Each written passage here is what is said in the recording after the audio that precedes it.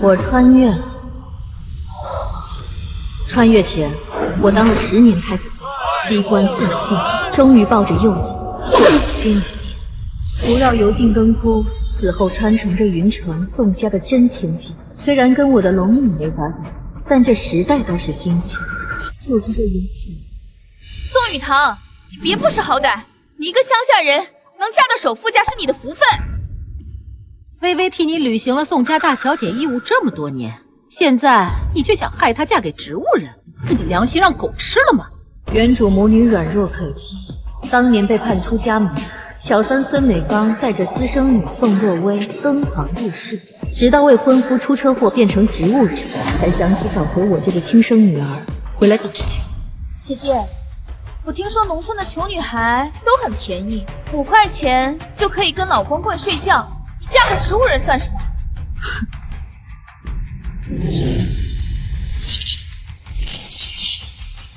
你笑什么？也对，你从来没有接受过贵族教育，当然不知道真正的法师淑女是如何的行为举止。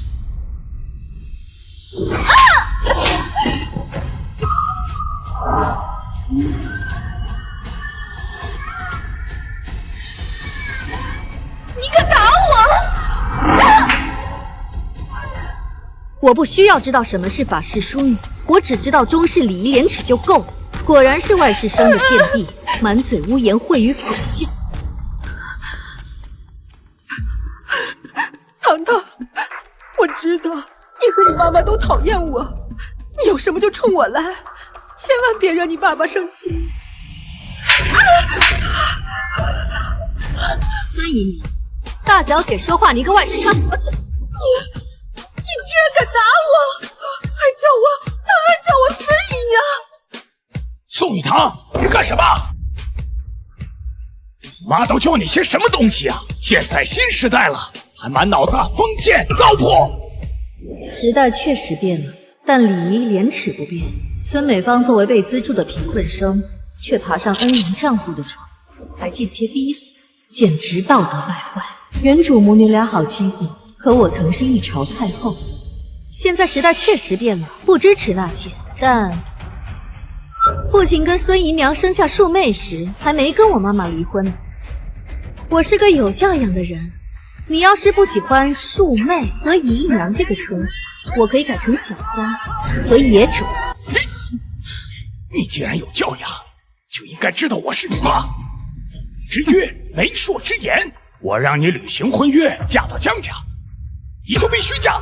我没说不嫁呀，只是这自古以来女子出嫁都需要嫁妆。父亲，您还没给我嫁妆，我这样胡乱嫁出去了，岂不是让别人笑话咱们宋家没有礼数？宋雨堂，你简直贪得无厌！微微替你履行宋家大小姐的义务那么多年，你凭什么抢她的嫁妆？恕兄这话说的，那不如我在外面随便找一个人，以后都替你履行宋家大少爷的义务。宋雨堂，你疯了！我是你亲哥，恕兄是什么东西？你不是一直都嫌弃妈妈没本事，认了孙姨娘做亲生母亲，也就是父亲色令智婚，扶正了这个洗脚婢出身的外室做继室，否则你连庶子都算不上，跟庶妹一样叫奸生子。父亲，接亲车队马上就要到了，新娘脸上多一个巴掌印，打的到底是我的脸，还是首富江家的脸？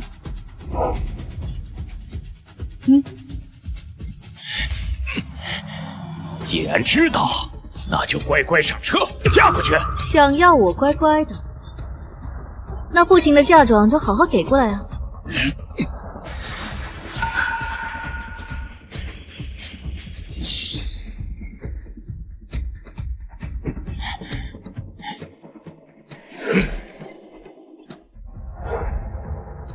100万不够宋若薇一只耳环钱。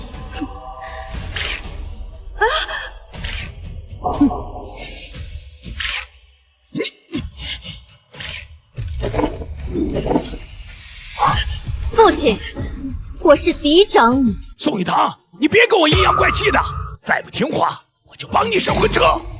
您请便。不过嘛，要是把我绑上婚车的话，我就把江家大少爷给杀了，然后就说是你指使的。宋雨堂从小在乡下长大，就是个没见过世面的野丫头，怎么会有这么大的胆子？父亲，我是个有教养的人，不到万不得已，怎么会做出那种事情？1000万，给你10秒钟的时间考虑。1、2、3。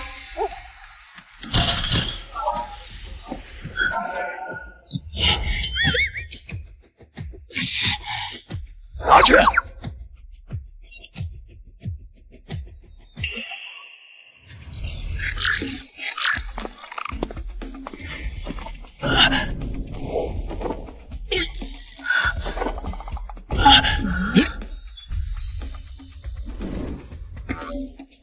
从古代穿过来就是好，知道什么是真正的好东西。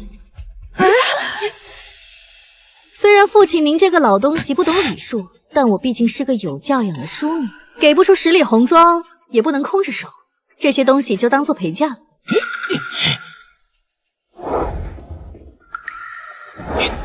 谢谢父亲给女儿添妆。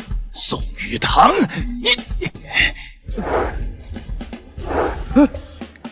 谢谢树兄给妹妹添妆。姐姐，你不能这么气爸爸。既然妹妹执意要给，那我这个做嫡长姐的就勉为其难的收下了。大小姐，请您上婚车。女儿宋雨堂今日出嫁，拜别父亲，拜别树兄，辞别庶妹。孙姨娘，以您的出身，本是进不了我家门的。不过既然父亲色令智婚，我这个做女儿的也不好多说什么。但你要时刻牢记自己的身份。姐姐，你以为嫁进江家就有好日子过了吗？首富家的媳妇可不是这么好当的。当了10年太子妃，最后坐上金銮殿的龙椅，宫斗都不怕，宅斗我会怕。在这个时代，万人之上是不可能的，但不变的是有钱有权同样为王。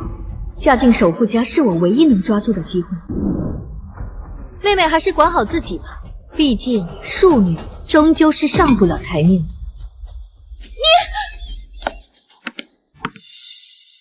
陈姨，爸，吃点水果。水果我只是进口的，你这买的都是些什么路边摊货色？我看着挺新鲜的，就买回来了。老爷，宋小姐来了。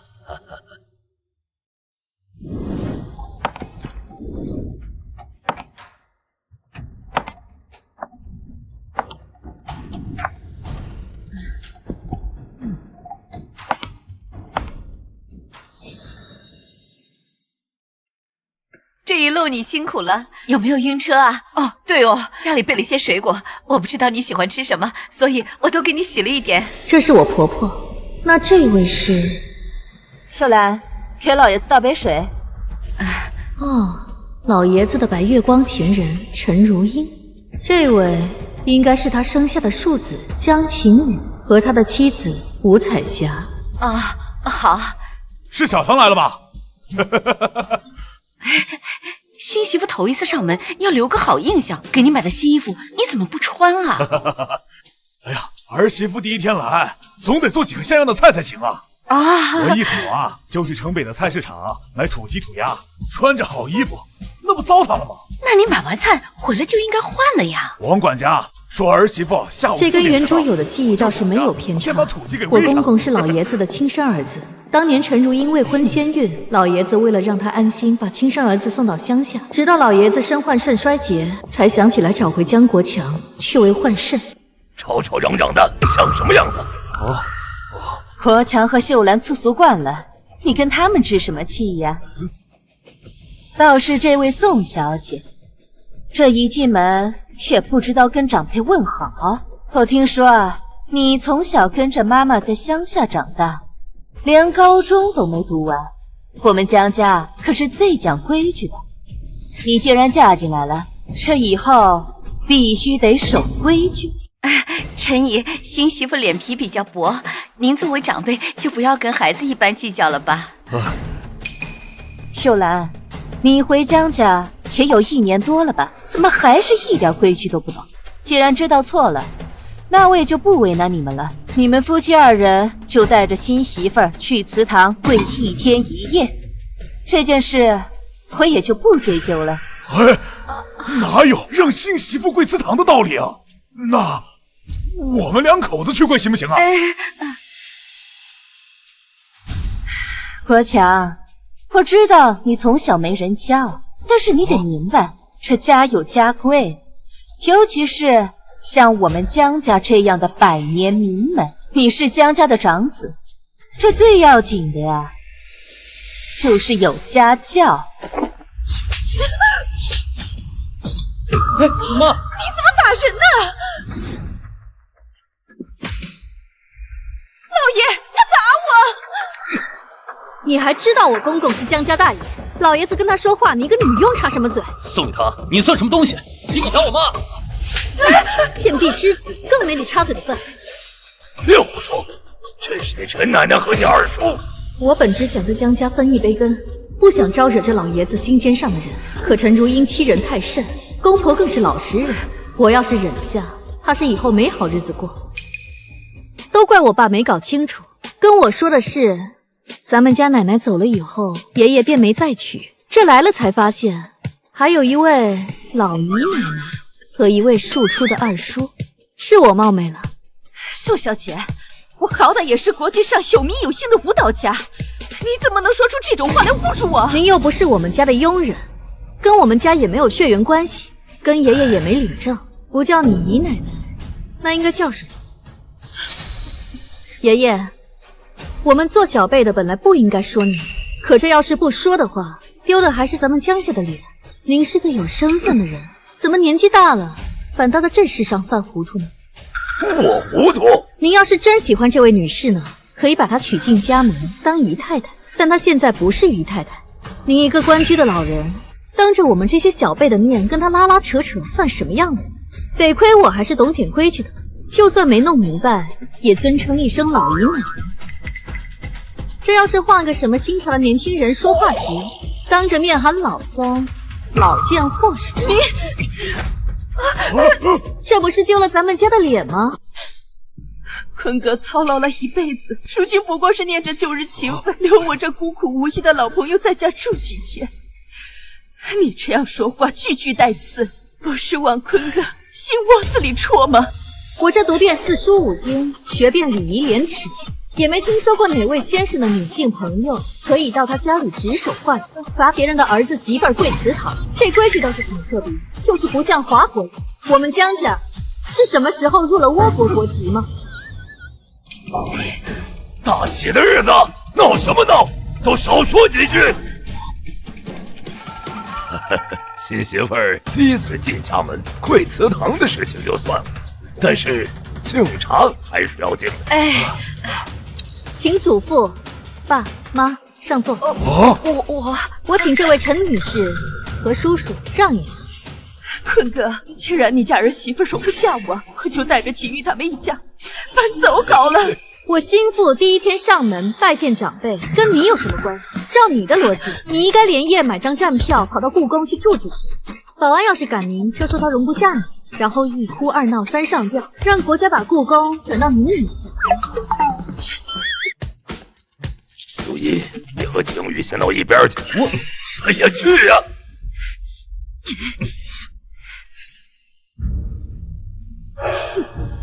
爸，那个，再上座吧。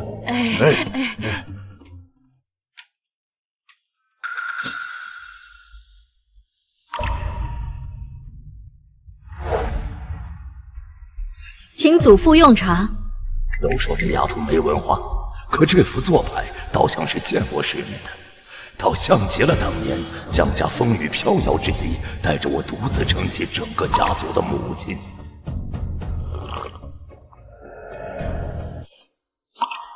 既然进了江家门，就是江家人，安心住下，不会亏待你。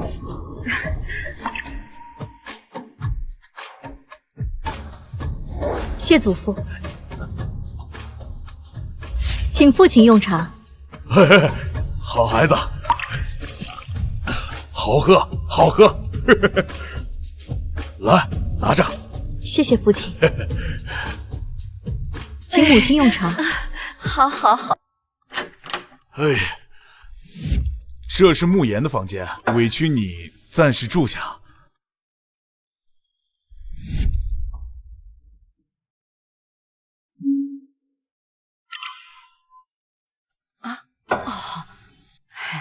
孩子，真的对不起，这老爷子非要说什么冲喜，让你到我们家受委屈。这些钱是日后你照顾慕言的费用，钱不多，还请你不要嫌弃。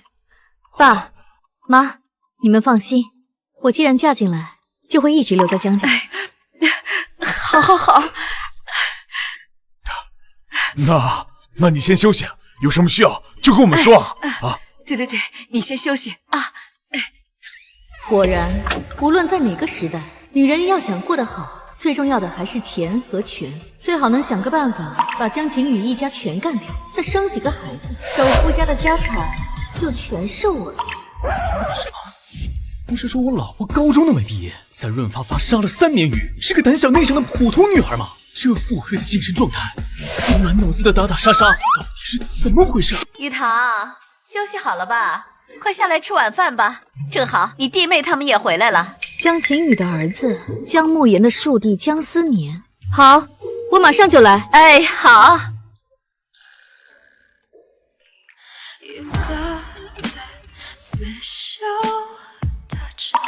终于要走了，做那事儿的时候知道锁门，现在出门连个门都不关，我衣服还没穿呢。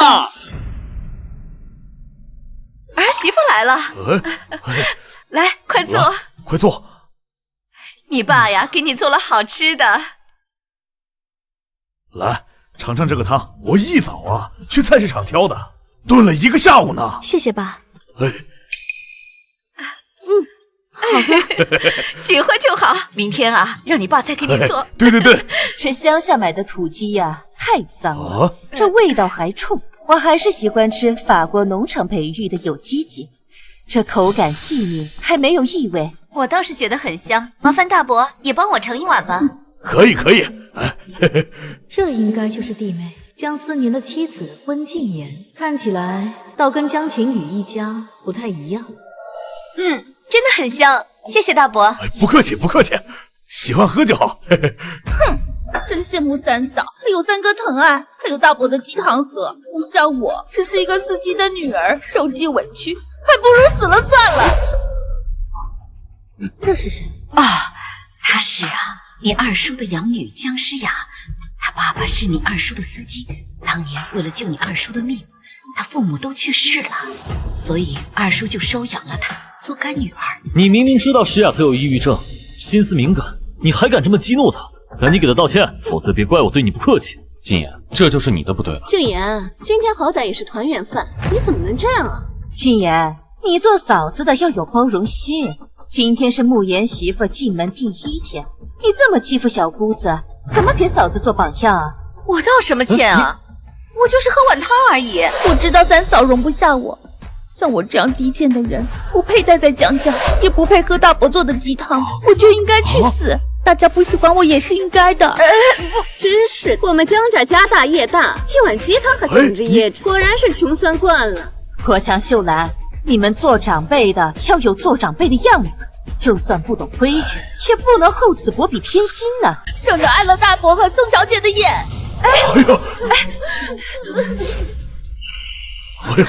是呀，这一顿是我这个新媳妇儿第1天进门的团圆饭，江诗雅却千头不语为乐，其他人借题发挥，攻回一家门。怎么能打诗雅呢？一点教养都没有。大哥，你究竟是容不下一个养女，还是容不下我呀？容不下你早说，我带着妈出去就是了。一家子配合这么默契，类似的事情肯定没少做。可惜这种小伎俩我在后宫见多。爷爷，你怎么看？诗雅这孩子也挺可怜的，从小就没了父母，在咱们家寄人篱下这么多年，这思想有些敏感，也情有可原。老大，你们两口子是长辈，多包容点。这是在点我。果然，老爷子什么都没懂，不过是睁一只眼闭一只眼。这么多年的养子，好，我明白了。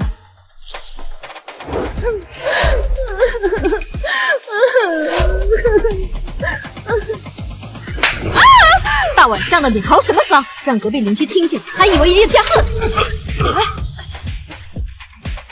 我操！玉堂，你疯了！你敢施压我？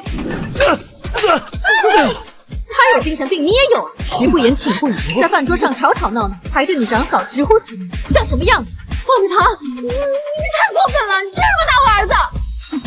真是上梁不正下梁歪了。看看你养的两个孩子，一个精神病，一个没教育。你自己不分青红皂白就打人，你还有理了你？哼，我爸妈和那位弟妹什么都没做，就被他莫名其妙扣上一个容不下他的帽子，这是典型的被害妄想症，已经神志不清了。还好我刚刚及时打醒他，不然啊，可能会酿成大错的。爷爷，我知道宋小姐看不惯我，但我们江家的事还轮不到你。你！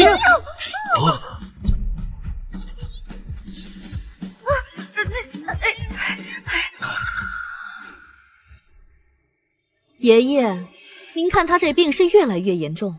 今天能被害妄想症，一哭二闹三上吊，明天就敢干出更疯狂的事情。我们这些年轻人跑得快，您年纪大了，腿脚不利索，万一他哪天发起疯来，从厨房拿2把菜刀把您砍成臊子，那也太可怕了。哎呦！我觉得现在就把姜诗雅送去精神病院，治好了再回来。我不去，我没病，我不去，我不去。没病？没病？你刚才发什么疯？没病？你觉得全世界都对不起你？没病？你因为一碗鸡汤要死要活的污蔑长辈，闹得家宅不宁。宋玉堂，老姨奶奶，这是我们姜家的事情，轮不到你个贱妾来管。我说了，我不是姨太太。那你一个外室插什么嘴？我姑且看您是外室，尊称您一声老姨奶奶，但你最好心里有点逼数。我没有。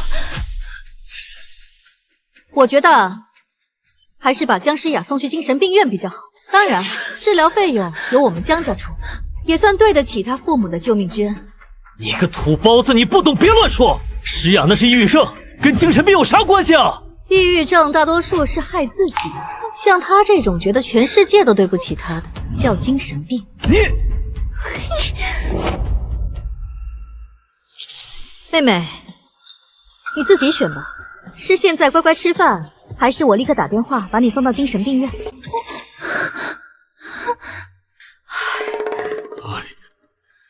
哎呀，看来是乖乖吃饭了。那大家就都坐下，好好吃饭吧。你，老姨奶奶，大少夫人整顿家风，您闭嘴。怪不得诗雅妹妹没家教，原来都是您教的，真是一家子上梁不正下梁歪。王管家，把这位老姨奶奶的位置撤出去，让她去杂物间吃。少爷，这坤哥，都是我不好，平白惹那孩子生气了。如今江家已经没有我的一席之地了，我走便是了。哎，宋玉堂，我还没闭眼呢，这家什么时候轮到你说了算了？爸，也幸亏是您还没死，不然您拿什么脸去见江家祖宗？这好好的一个家，嫡庶不分，长幼无序，整天吵吵闹闹，像什么样子？我看您简直是非不分，倒反天罡。我倒反天罡啊！哎呀，爸，让开！果然是农村人，真是胆大包天。进门一日，这首富家孙媳妇的日子就到头了。玉堂，我和你爸没事的，你不要为了我俩惹恼了爷爷。是啊。老话说得好，不患寡而患不均。这世家最重要的就是一碗水端平，可您倒好，不仅装看不见，反倒偏心偏袒。看看这都乱成什么样子！百年家业，外敌短期内是打不垮，可内斗却能摧枯拉朽。这外事挑事儿，血脉混乱，子孙失和，上梁不正下梁歪，内里从根上就烂了。这家业岂能长久？爷爷，宋雨堂敢这么说我们家，您要是再不好好教训教训他，他都不知道这个家到底谁说了算。是啊，爸，诗雅还是个孩子，妈只是护着孩子而已。这宋小姐至于这么借题发挥吗？怕不是想趁机羞辱你老人家？爷爷，小雅知道自己是外人，不配待在江家，我还是去死了算了，省得挨了大伯和宋小姐的眼。哎，诗雅，哎呀，够了！不吃就给我滚蛋！江家不是戏台子，不是你撒泼打滚的地方，都坐下吃饭。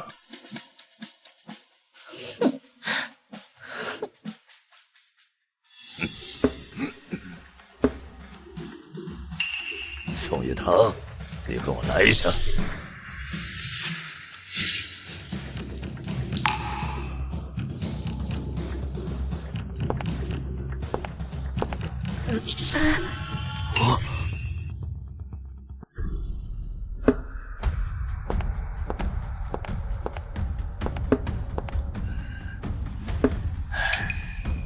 宋小姐，你今天真的是很大胆啊！我是个三从四德的女人，既然成了江家长孙媳，用旧时的话说，就是未来的当家主母，做自己分内的事情，理所当然。看来你思想还挺传统。不是传统，是老祖宗用血泪换来的经验，从古至今几千年，历朝历代，既然最后总结出当家主母这个概念，就是血泪的教训。我既然一身嫁进来，没什么输不起的，但爷爷，您输得起吗？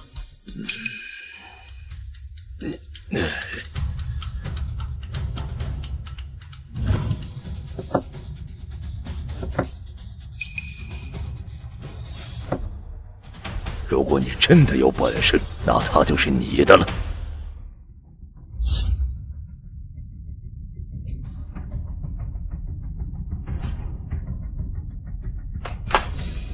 那就麻烦爷爷，先替我保管好。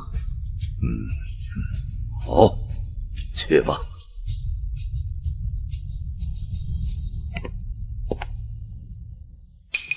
爷爷，有亲生庶子在位时，周幽王上洛的死无全尸，齐桓公亦无可难免，无人收留。但如果换成毫无血缘的养子，又当如何？自古只见祠堂供奉生身父母牌位，何曾见过养父之位？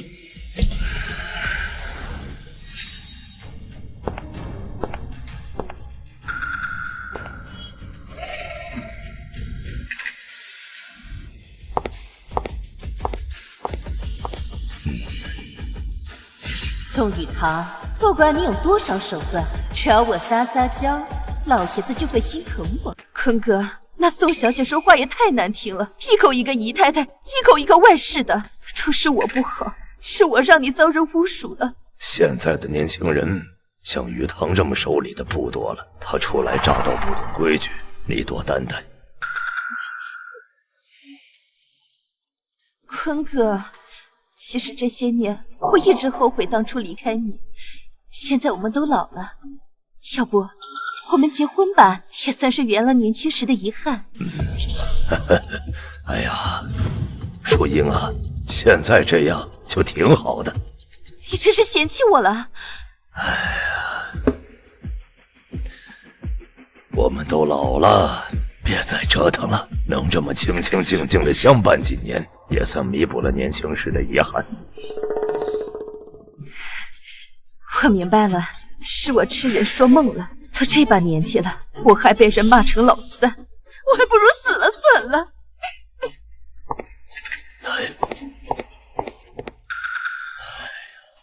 尝尝这个汤，我一早去菜市场挑的，炖了1个下午呢。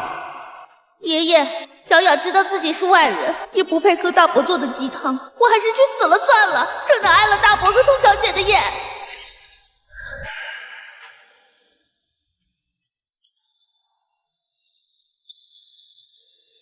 他是除我之外第一个护着爸妈，甚至顶撞江定坤的人。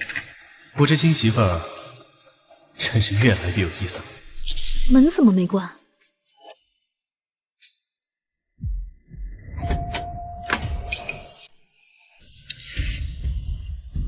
任何一个家族都不可能会把财产分给一个外来的女人，除非那个女人生下有他们家族血脉的孩子。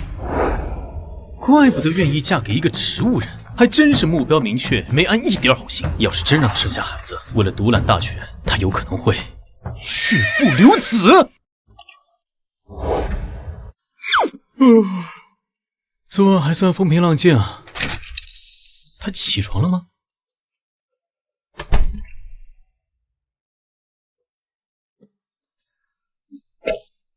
她又要干嘛？今天你就乖乖的吧，等回来我检查。我，他竟然给我放黄片儿！喂！我再也受不了了！我是天才学霸，我是商业鬼才，江冕，是男人你就给我站起来！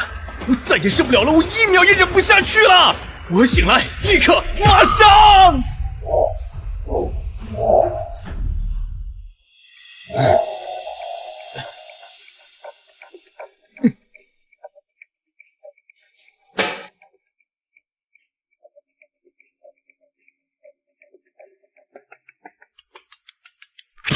来火星驻地球办事处，秦始皇是也，速速打钱，待朕购得银河飞船，就封你为银河系83太子。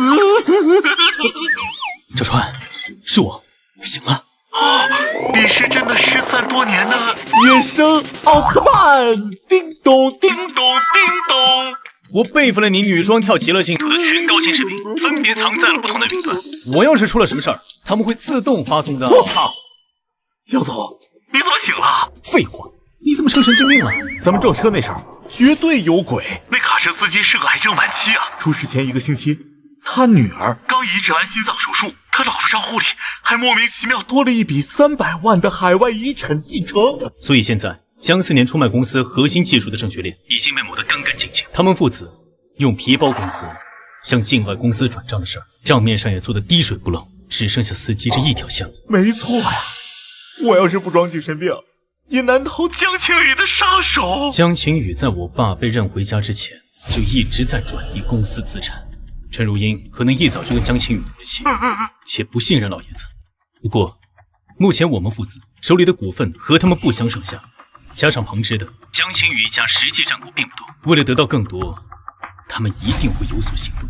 那您的身体，还有我们之前好不容易安排进集团和他身边的那几个人，已经被陆续砍掉了一大半了。恒星那边怎么样？按照您之前制定的战略，原有的项目都在陆续的推进中，软件供应链已经基本整合完毕，还和中东几个国家达成合作。恭喜你啊，江总，您的身价又涨了。那就好，我的身体需要时间恢复，不过问题不大。之前是我们在明，他们在暗，但从今以后是他们在明，我们在暗。何况我们手里还有恒星这张底盘。现在行动定会打草惊蛇，老爷子下面偏心，就算江晴雨真犯错，他也是睁一只眼闭一只眼。所以我不仅要让所有人都看清江晴雨动了江家的真底，更要把他送进去，让老爷子想保都保不了。我要继续昏迷了，有急事密联。对了，司机那条线不能断，一定要找到他的妻女。是。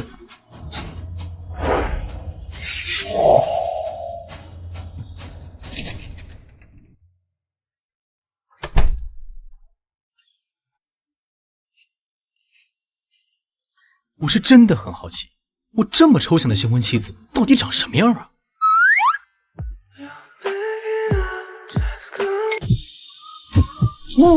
我发誓，我真的不是故意的。虽然宋雨堂已经骚扰了我好几天了，但是我绝对不是那种偷看女孩子换衣服的死变态，绝对不是。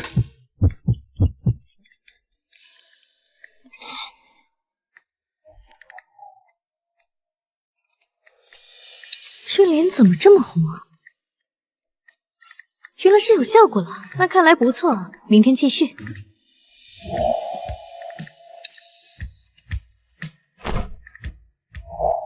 这个时代什么都好，就是这继承法对于正妻和嫡生子女实在不够友好，必须得想办法彻底把庶兄庶妹还有孙姨娘这几个野东西踢出局才行。好歹是上过高中的人，这想法怎么这么古怪？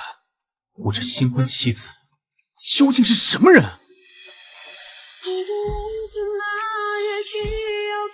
确实是之前调查的时候照片里见过的那张脸，她就是宋雨堂，但又完全不一样，不是什么普通女孩，也不是什么拜金女，而是出尘脱俗的。就算宋雨堂长得跟天仙一样，也改变不了他满脑子去父留子的事实，绝对不能让他得逞。让宋建业内老东西立遗嘱，肯定是不可能的。从法律层面上，我还真拿他们没办法。当务之急，还是先跟江慕言生个孩子吧。有权有势有地位，拿捏宋家会简单得多。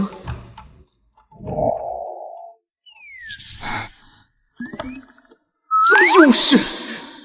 哎，算了，都已经娶回家了，那不是还能丢出去？更何况连科学都无法让我醒过来，却是他。或许老天怎么安排，自有他的道理。哎，自己的老婆自己受着呗。夫人，支票已经兑现了，另外劳力士、钻石袖扣和翡翠吊坠出售的380万，一共1380万，都在这张卡里了。那几件古董和名画也鉴定过了，但是古董商给的价不高，我已经将这些东西送去拍卖行了。嫁妆一共薅到2000多万，有点少，辛苦了。不辛苦，拍卖会定在下个月，您要是有兴趣的话，可以亲自去看看。拍卖会啊，没错，到时候云城的名门望族都会去，倒是个亮相的好机会。好，准备一下，我会准时出席。是。玉堂，不是说去买菜吗？怎么带我来逛商场了？妈，你早该买2身新衣服了。哎呀，妈有不用，妈身上有，够穿就行。你看这商场的衣服就好贵。走。哎，那个真的不用了，这衣服啊穿上烧得慌。哪是不想穿新衣服，是在江家没安全感，有一点钱也不敢不攒着。但凡买一件贵一点的衣服穿了，怕是也要遭家里那几位笑话。妈，你记住，你现在就是真真正正的江家大夫人，现在是，以后更是。你要慢慢学会坐好这个位置，哪天慕言醒了，你也能更好照顾他，不是？妈，有我这个儿媳妇在，你怕什么？今天我买单，必须挑几件好的衣服。走。好。老板，安插在老爷子那边的人刚传来消息，老太太、大小姐还有夫人那边在商场似乎出了状况，王管家已经带人过去了，您要不要？既然王管家已经过去了，就先等等。对了，把商场 IP 地址发给我。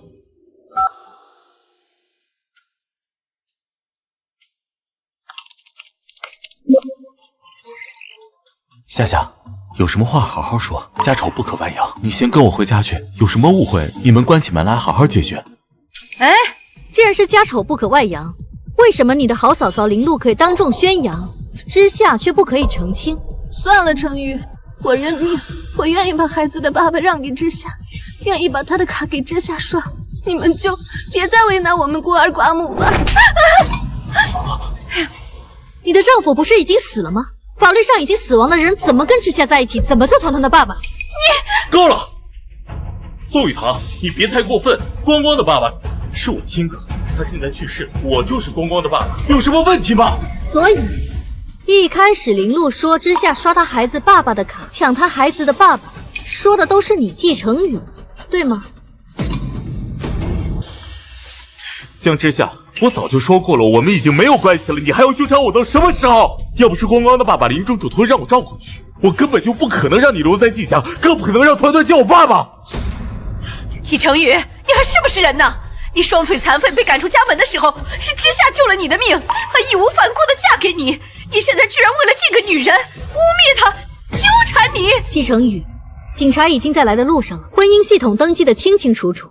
如果查出来果真是我们江家的大小姐纠缠你这个有妇之夫，我作为江家长媳向你承诺，我们江家会通过各大媒体公开向你和林露致歉，并且100倍赔偿你的经济损失。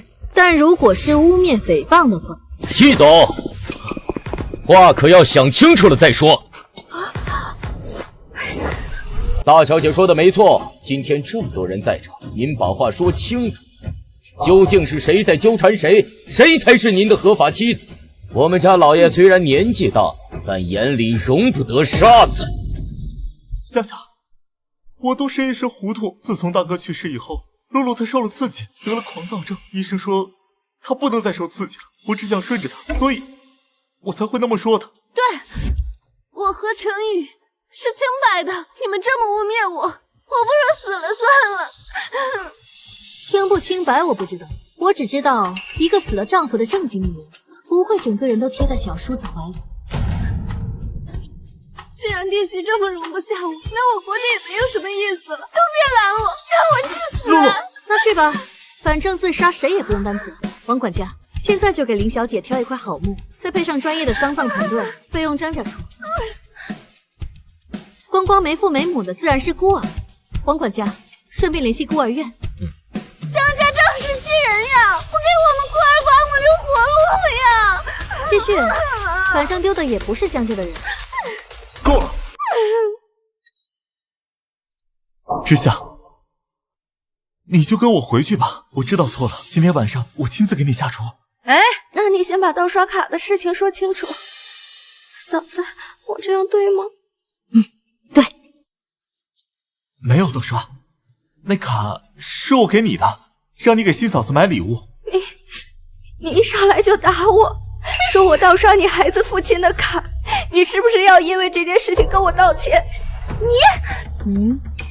这就是程宇自己亲口说的，他说会照顾我们母子，他说光光就是他的亲儿子。你这个女人，他工作这么辛苦，你还在外面挥霍他的钱，打你都是你活该。删他。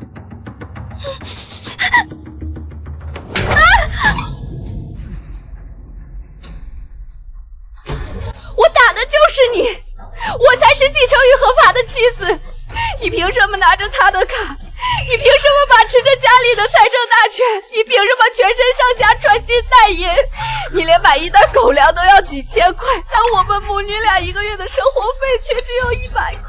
就凭我是季家的大少夫人，是女主人，你们的钱都该归我管。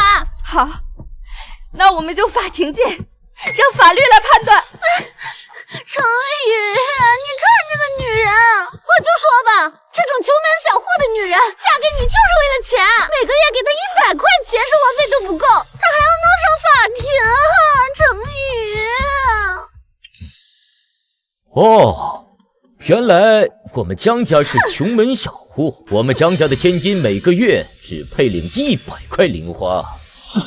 我给你的卡呢，给我拿出来！程宇，我这么一个柔弱的女子，她这个孩子多不容易呀！你口口声声说要照顾我们，现在又要出尔反尔，你是想要逼死我和孩子呀？爸爸，光光以后不要玩具，也不上幼儿园了，每天只吃很少的饭。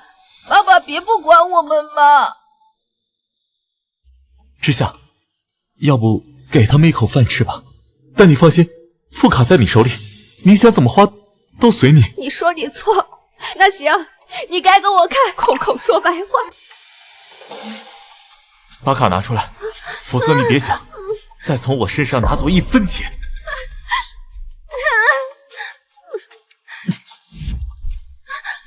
之夏，以后这张卡由你保管，从今往后你想怎么花都随你，你再也不用过拿生活费这种荒唐日子了。嫂子，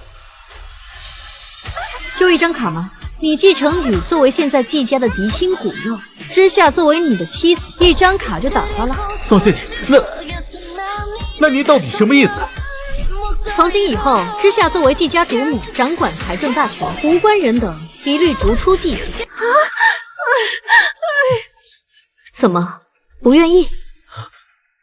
之夏，我们走。既然季家容不下你，咱们就回江家做江家大小姐。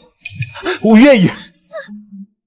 之夏，我给你保证，你把这张卡收下，就当是我给你的承诺。那就说，既然是他给的，这位林小姐这身行头至少也值几百万，你全身上下只有几千块，空口说爱，发誓讲承诺，谁不会？我只认一个理，钱在哪儿，爱就在哪儿。服务员，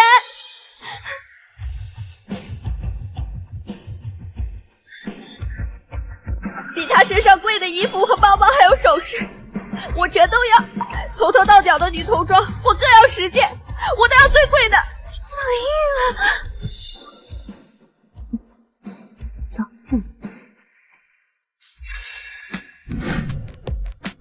哎呦！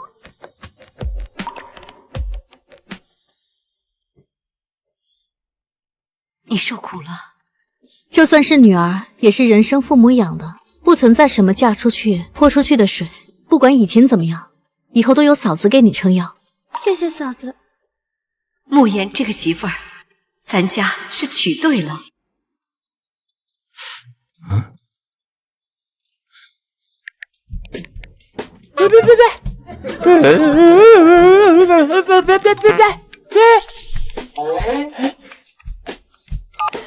我先给太太送个礼物。你有没有什么建议？老板，过2天啊，有一场拍卖会，宾客名单上有太太的名字，要不然看看太太喜欢什么，拍下来送给她也行。从我的账上划走1个亿，遇到她什么喜欢的，一定要给她拍下来。老板，你们这都还没有见过面呢，你就打算为她花1个亿呀？1个亿确实有点少，那就3个亿。好的。啊，3个亿啊！还有什么问题吗？老板，给女人送礼物这种东西，不能光用金钱来衡量吧？诚意呀，也是很重要的。要不你亲自到拍卖会现场去看看也行。不是昨天还跟我说要继续装昏迷？难不成我老板那个杀伐果断、从不手软、绝不动情的姜慕言是个极品恋爱脑？这场阴差阳错的婚姻，或许并没有那么糟糕。我好像真的需要这样一个温柔善良、有手段、有魄力的妻子，况且她还这么好看。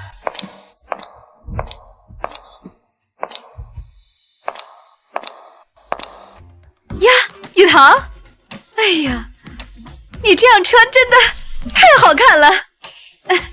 哎，你这是要去哪儿？我要去拍卖会，办完事就回来。那你去吧。哎，等一下，等我一下啊。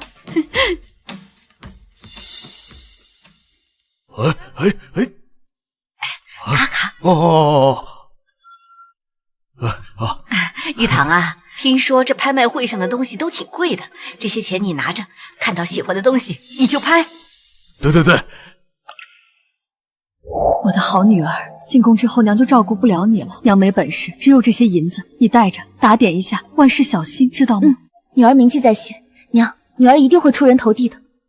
玉堂，娘指望你平平安安。爸妈，我就是去随便看看，长长见识，不打算买什么东西。哎，拿着吧，万一有喜欢的呢？哎，拿着。哎，我真的只是……大嫂，还是把卡收回去吧，就你那点零钱，还不够打赏保洁呢。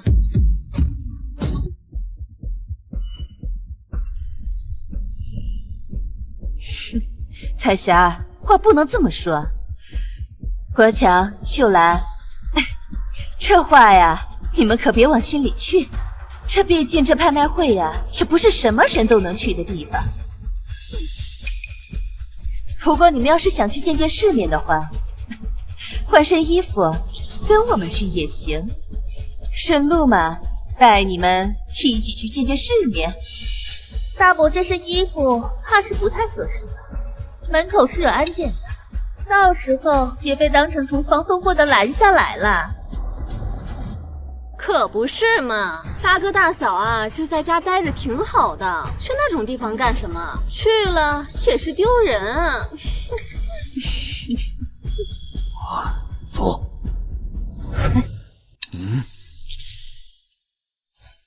你们也是去拍卖会？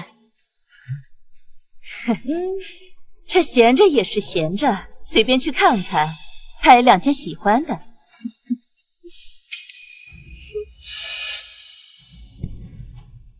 爸妈，你们去换身衣服，我也带你们见见世面。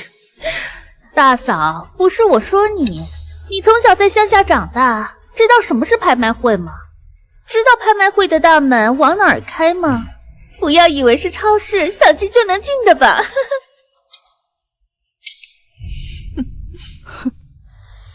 王管家，大少夫人，您吩咐。把老姨奶奶、二太太还有诗雅小姐请回房间。今天的拍卖会，他们不用去了。啊！什么？宋雨堂，你什么意思啊？外室就是外室，生的野种上不了台面，娶的妻子更上不了台面，连收养的养女都是个尖酸刻薄的东西。在家对着正经的大太太大爷出言不逊，我也就睁一只眼闭一只眼。但是家丑不能外扬，从今天开始，好好在家反省，不得以江家的名义出席任何重要场合。宋雨堂，你凭什么？玉堂啊，你这话说的，我们也是江家人啊，为什么不能出席正式场合？再说了，我们去拍卖会，那可是老爷子同意的。让你出去散心，不是让你出去丢人现眼。怎么，姨太太是想回祠堂跪着？宋一堂，你凭什么这么和我说话？就算老爷子喜欢你，你也不能这么欺负人吧？就凭我是嫡长孙之妻，未来的当家主女。王管家，把人拖回去。爷爷问起来如实禀报。宋雨堂，你别以为你给老爷子灌了迷魂汤，你就可以为所欲为。这个家还轮不到你说了算。爸爸妈妈，你们为什么要死那么早，让我寄人篱下，让我受尽委屈？早知道大嫂这么欺负我，我还不如死了算了。等会儿我要割腕，我要自残。吵什么吵？你可来了！我伺候了你50年，我从来都不在乎身外的这些东西。可是没想到我这把年纪，居然被一个小丫头这样羞辱。江家实在是没有我的容身之地了。爷爷，丫丫好难受，丫丫喘不上气来了。爸，你可不能不管呀。如果当年没有鬼迷心窍换孩子，以国强的善良忠厚，这个家应该很和睦，绝对不会像现在这样鸡飞狗跳，不得安宁。坤哥，你是不是哪里不舒服呀？那你赶紧回去歇着。拍卖会我不去了，我这就去厨房给你炖出药膳。医生说了，我不能随便喝药膳。国强和秀兰虽然从来不问我要不要吃什么，爱吃什么，但都是做好端到我面前的，不是亲生的，果然不是一条心。别动了，没胃口。国强、秀兰，既然雨堂想让你们去，你们就跟着去吧。爷爷真是心如明镜。爸妈，我带你们去挑几件首饰衣服，我带你们去见见世面。我还是不去了吧，锅里边还炖着汤呢。对，我也不行啊。你想，这拍卖会都是非富即贵的人，我连这个玻璃和钻石我都分不清楚，去了我怕给你丢人。就是因为没见过，所以才要出去见世面。既然你们都已经来了，就要好好适应江家的生活。有我在，什么都不用怕。好了，快走。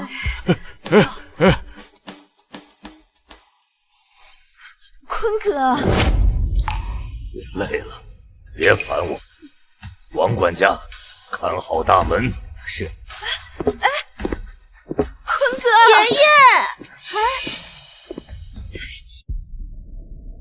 若薇，今天在拍卖会上遇见了什么东西，尽管拍，哥给你拍。哥，那这得不少钱吧？哎，你听宋雨堂履行宋家大小姐义务这么多年，受了那么多委屈，给你拍2件东西，怎么了？那姐姐会不会生气啊？她现在可是首富家的孙媳妇，万一她报复我怎么办？江家在外是江晴雨掌权，对内是老爷子的红颜知己陈夫人和江晴雨的太太吴彩霞说了算。就江国强那家土包子，连零花钱都捞不着，更别提宋雨堂了。简叶啊，别这么说。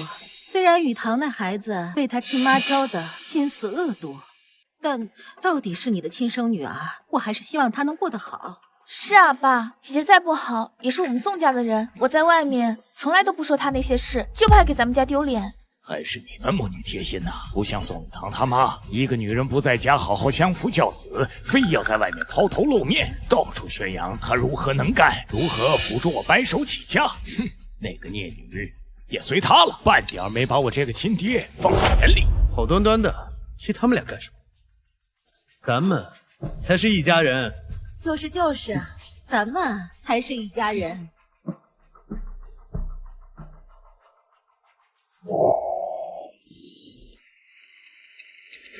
江夫人到。首富家的排场就是不一样哈。那车里坐的应该是陈夫人和江二太太。宋雨堂一个新媳妇，怎么会有这样大的排场？我妈说的对，宋雨堂她能有什么排场？少夫人到。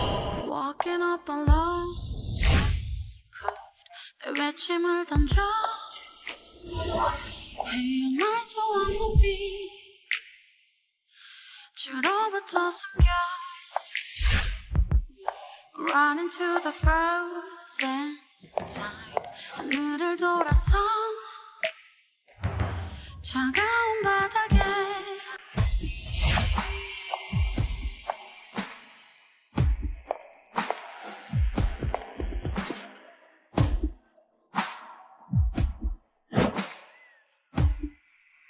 装什么装？不就嫁了个植物人，还真把自己当根葱了。哥，你别这样说。姐姐从小在乡里长大，受够了苦日子。听说5块钱就能让老光棍占便宜，如今为了钱嫁给一个植物人，也很正常。他算什么东西？你们不要胡说八道！雨堂和我儿子的婚事是两家奶奶定下的事情。我儿子好的时候，你们宋家眼巴巴的往上贴，想把私生女宋若薇嫁给他。我儿子一出事，你们就换了一副嘴脸，非说是雨堂的婚事让他自己嫁。如今雨堂嫁了，你们一个个并着发的往他身上泼脏水，心眼怎么这么坏？不怕走在路上被雷劈吗？不是，这江慕言都变成一个植物人了，你们还这么护着？不会是老子想行使儿子的权利，让他怀一个爹都不知道是谁的野种吧？你果然是无眉狗和生出的庶子，满脑子污言秽语。你他妈疯了！老子跟你同一个爹吗？在你的心里眼里，不是指着那个洗脚婢做亲的，这洗脚婢膝下的庶子也配来高攀？你算什么东西？不会真以为嫁到首富家就当自己是金枝玉贵的少奶奶了吧？我告诉你，像你这样的贱人，迟早被赶出首富家。把他给我拖下去，嘴打烂！你干什么？姐姐，你怎么能这样对哥哥？就算你当了江家少奶奶，不想让我们这些亲生的兄弟姐妹，也不能当众行凶啊！嘴捂上，拖下去！宋雨堂，这个孽女！不好意思啊，各位，让大家见笑了。这2位是我的庶兄和庶妹，他们的母亲孙姨娘是个上不了台面的洗脚婢，所以生出来的孩子自然也没什么教养。我婆家江家是个积善之家。今日他们敢在这里质疑我江家家风，明日就敢质疑各位，所以我这个做嫡长女的，好教教他们做规矩，免得日后惊扰了各位。这今日如有什么失礼之处，还请各位海涵。江家果然是文化底蕴深厚的大家族，自古以来都是嫡出一脉长家，保家族平安。庶出的东西胡说八道，搬弄是非，是该教训。这到底呀，也是江家的媳妇儿，你看人家这气度。谬赞了各位，晚辈年轻，还是头一回在这样的场合露面。日后若有什么不周到的地方，还请各位指点。老爷子亲自点的头，如此雷厉风行、明辨是非的态度，这才是当家主母的气度啊！雨堂啊，我知道你一直因为我和你母亲离婚而耿耿于怀，但我和你孙阿姨是正儿八经结过婚的，什么庶子庶女的，说出去多难听啊！应该大庭广众之下这么闹啊！父亲这话说的，倒像是我在胡搅蛮缠。这家里的庶子庶女没有教养，在这大庭广众之下污言秽语，我受点委屈什么的也就算了。这在座的各位，哪位不是有头有脸的正经人？万一哪天一言不合，也这么质疑他们，污蔑他们，丢的还是咱们宋家的颜面。我这个做嫡长女的，好好教教他们规矩，这不是理所当然的事情吗？宋玉堂代表江家出席，想必江老爷子是认可了他这个孙媳妇儿，现下更是这么多名门望族认可他。你们两个，给我过来！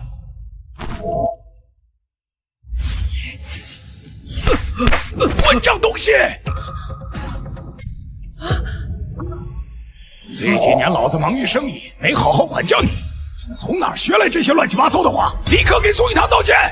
爸，你打我，是他先动的手，我让你道歉！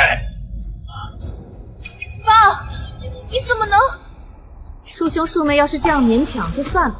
王管家，给爷爷打电话，就说宋总连自己的庶子庶女都管不，我很质疑他管理公司的能力，以后跟宋家的合作还需要慎重考虑。叶子跪下！让你胡说八道！你也跪下道歉！可不，父亲，我知道您疼我，也知道您对江家没有什么意见，但这个庶兄庶妹好像对我公婆的意见很大，非要往他们身上泼脏水。我看我们以后也没有必要来往了，回头我问问律师，看看这事儿怎么处理吧。跪下！孙姨娘，您教子无方，是不是也该道个歉呢？虽然我是你的长辈，但是你非要拿少妇家少夫人的身份来压我，我也无话可说。父亲，姨娘这话点我了，您和姨娘还是少跟我来往，免得让我平白背上不敬长辈的罪名。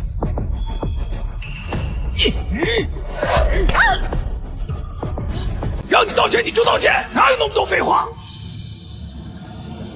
少夫人，是我教子无方，对不起。对不起。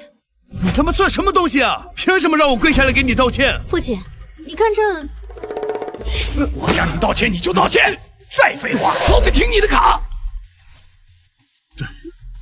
对不起，大点声！对不起，再大点声！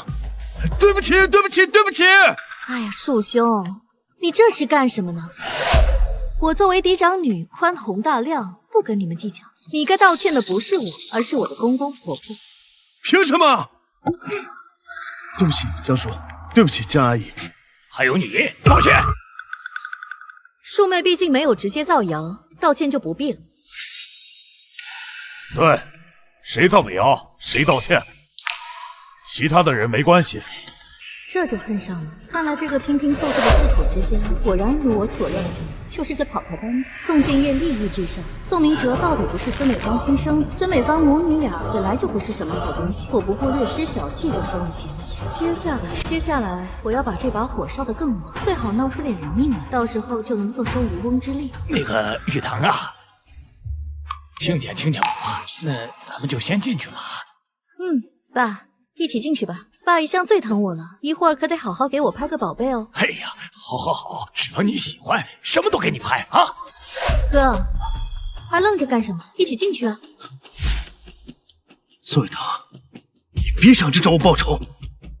庶兄这话说的，兄妹哪有隔夜仇啊？我刚刚教训你是怕你闯祸，今天你这番话敢在我面前说，明天你就敢在别人面前说，这万一得罪了谁，连累的还是整个宋家。现在事情解决了，咱们还是一家人。走吧，带你长长见识。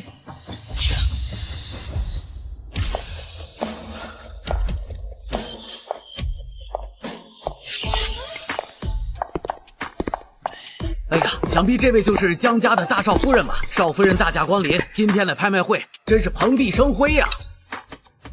这位是我父亲，这位是我兄长，我们家是做连锁酒店的，以后有机会请多多指教。宋总，宋少，久仰，快里边请。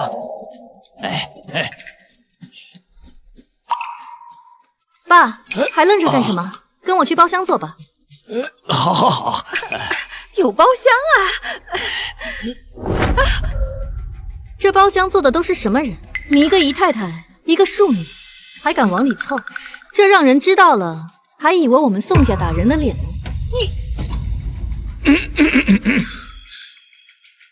你俩去大厅坐。哥，你是宋家唯一的男丁，这以后宋家的家业还要交到你手上。你不去包厢长长见识，结交人脉，跟他们混在一起干什么？你以后还要在商场上露面，还要出来交际呢。这要被人知道跟他们是混在一起的下三滥，以后还怎么做人呢？宋雨堂，你怎么说话呢？我好歹也是你的长辈。一个洗脚婢出身的姨太太，真把自己当正经长辈了。我兄长一个嫡出的大少爷，被你迷惑的自降身价成了庶子，你就以为自己干净了？啊，各位里面请。请讲，请家母，你们先请。老公，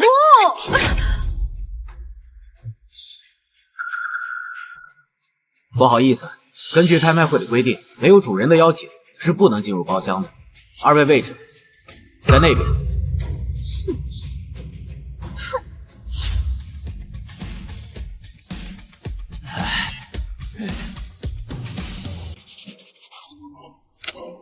干得很好，公司有你在，我很放心。你快点回来吧，应酬那边还好说，技术那块我是真搞不来。我是个植物人，那你到底要植物到什么时候啊？快了吧？赵川已经在查司机那条线了，老爷子最近被宋玉堂 PUA 的挺惨，现在已经渐渐对他们家产生了芥蒂。只要我们掌握把柄，加上宋玉堂的 PUA， 把他们赶下台，指日可待。哎，这么说，小嫂子还真能帮上忙啊！夫唱妇随，贤内助啊！嫂子就是嫂子，哪来什么小嫂子？那小嫂子比我们小5岁呢，可不就是小嫂子吗？宋雨堂是我明媒正娶的老婆，你要是认我这个兄弟，那她就是你嫂子，没有什么小嫂子不小嫂子的。我不是那些富二代，她也不是我包养的小三。兄弟，你来真的？啊，她很好。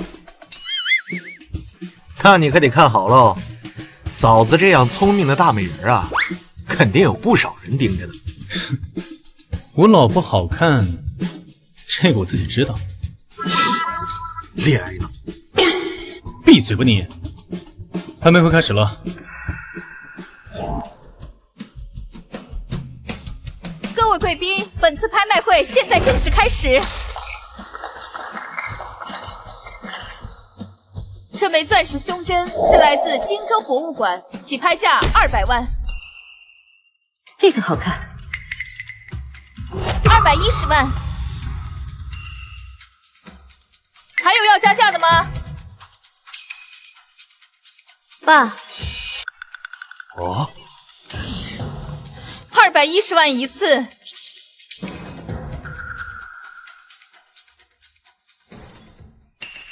爸，我可都听爷爷说了，您当时让我嫁过去给慕言冲喜的时候，江家可是给了3000万聘礼呢，还给了咱们家一个大项目。要是你赚的钱都不给我花的话，那合作的事情210万2次。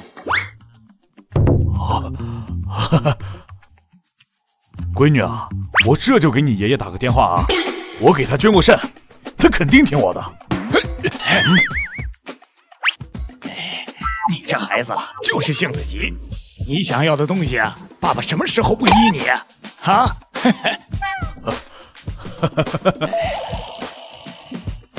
还是爸爸最疼我，那请吧。210万300万。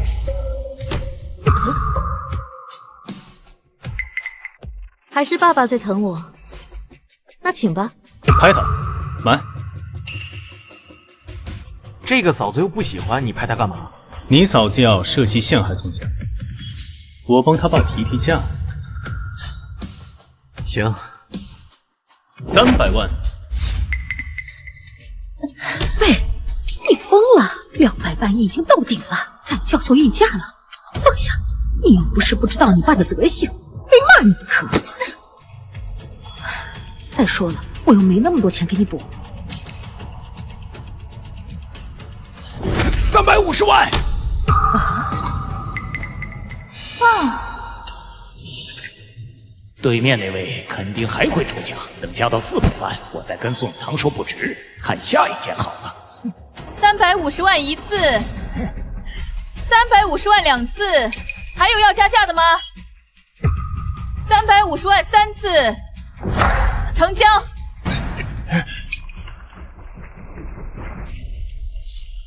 明明给他留了50万的口子，他竟然不抢，难道是在帮我？啊？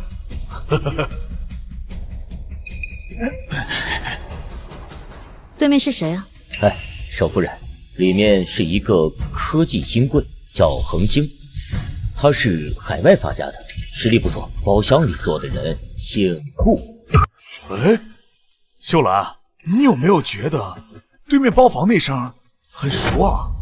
哎，是啊，这声音好久没听过了，但是就是很熟悉。姓顾？哎，没事了，你先下去吧。宋雨堂那个贱人，跟他那死鬼妈一样，就知道抢东西。哼！要不是你们不够爱我，他又怎么可能得逞？爸，我就知道你最疼我了。哦，对了，爸，我刚才看拍品单，有一块手表跟哥挺配的，不如给哥也拍一个。玉堂啊，你知道的，我手头也不宽裕。父亲，树兄虽然自甘堕落，认贼作母，但他好歹也是我们宋家唯一的男丁，也是我们宋家唯一的继承人。他的脸面就是咱们宋家的脸面，何况现在对外还是小宋总，没个身份象征，不知道还以为我们宋家破产了呢。给你爷爷打电话，让他取消合作吧。好。嗨啊！各位，接下来我们要看我们本次拍卖会的一件重要藏品，大家请看。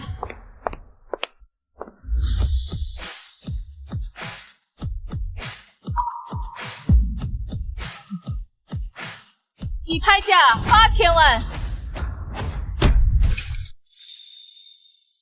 啊！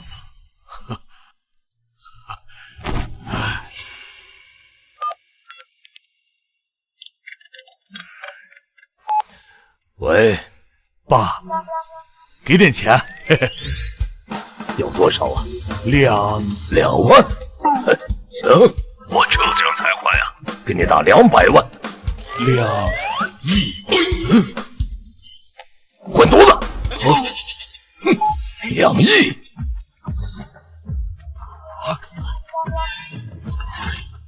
收含2000万。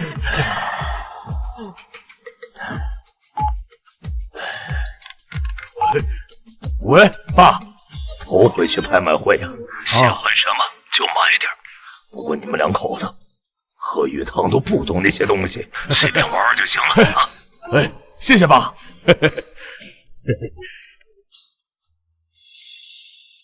玉堂，我往卡上转了2000万，就是你带的那张卡啊，想拍什么你就拍。亲家啊，这么多钱呢？啊，就是给他花着玩的呀。啊，哎呀，这么好的媳妇儿，当然要好好宠着了。再说了，雨堂聪明又会规划，这家里的钱给他，我100个放心。哎，那这样，从今往后啊，咱们家的钱都交给雨堂来打理。哎，对呀，我怎么就没想到呢？这雨堂比我俩会算账。爸妈，我一定不辜负你们的信任，好好打理江家的资产。嘿，亲家，这雨堂第一次来拍卖会，我们家出了2000万，你这个当爹的准备出多少钱啊？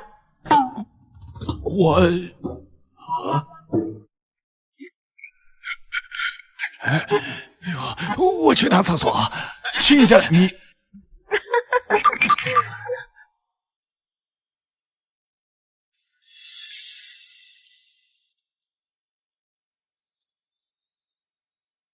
好看，配的。1个亿，1个亿一次。1亿6000万。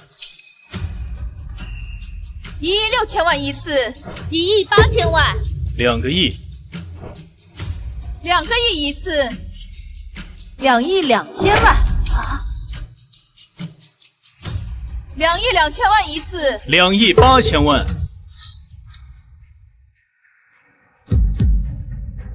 ，2亿8000万一次，2亿8000万2次，还有要加价的吗？2亿8000万3次，成交。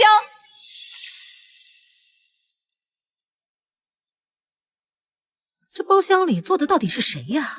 这么有实力，怎么感觉比江家坐的那位还厉害？对面这位顾先生还真是爱他的老婆，这么贵的项链都舍得。可惜了，我老公还躺在床上醒不过来。也不知道是哪个小贱人这么狠，能让男人给他花这么多钱。别乱说，能拍下那条项链的人，我们得罪不起。宋雨堂这个小贱人，以为嫁进了江家就了不起，还不是只能要点零花钱。真正的好东西都在大佬手里。各位，接下来我们就要展示我们这次拍卖会的压轴重宝，大家请看。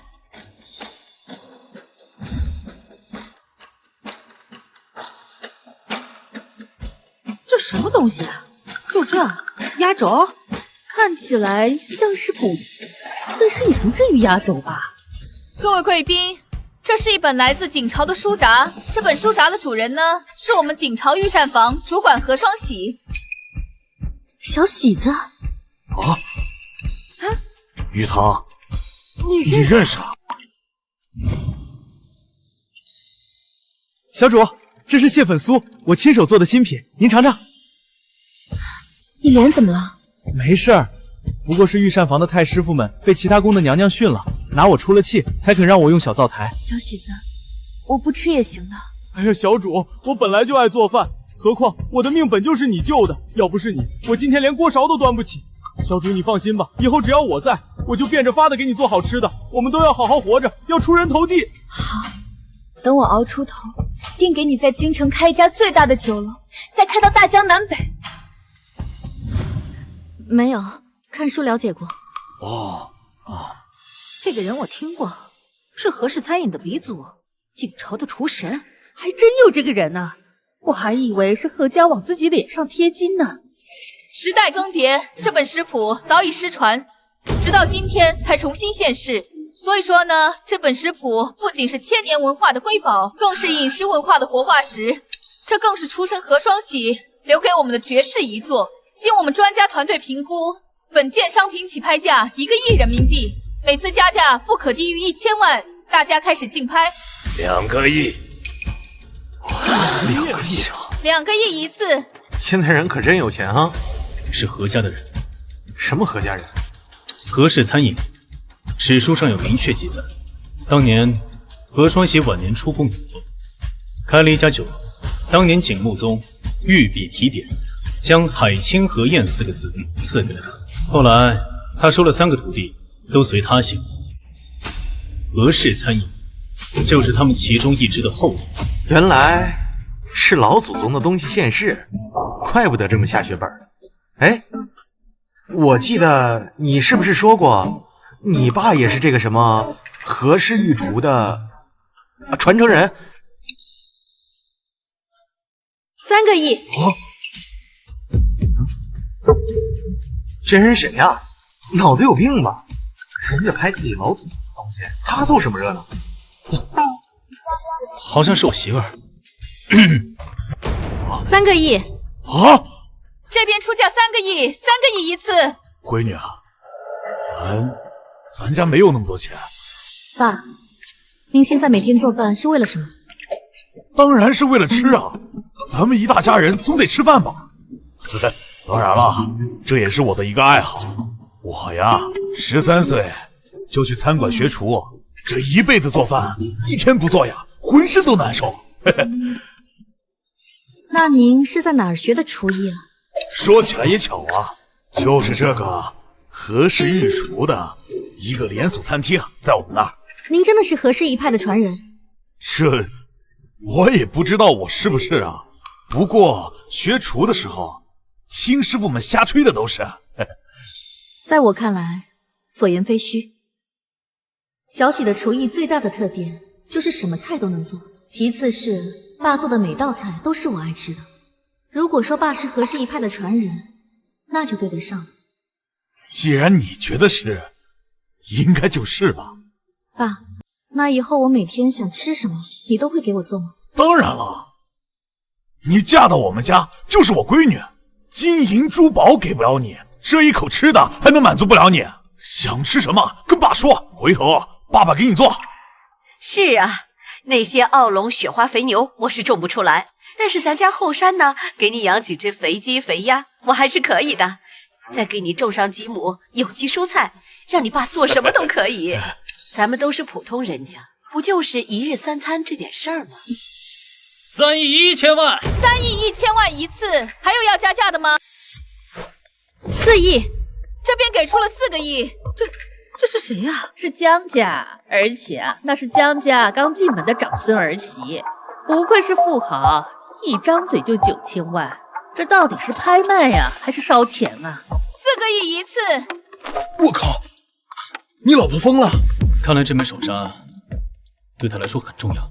再重要，那可是4个亿啊，大哥，都能买栋楼了。文化传承无价。再说了，我出不起这个钱吗？我5亿，5个亿一次，6亿，6个亿一次，7个亿，7个亿啊，7个亿一次。点天灯，点天灯，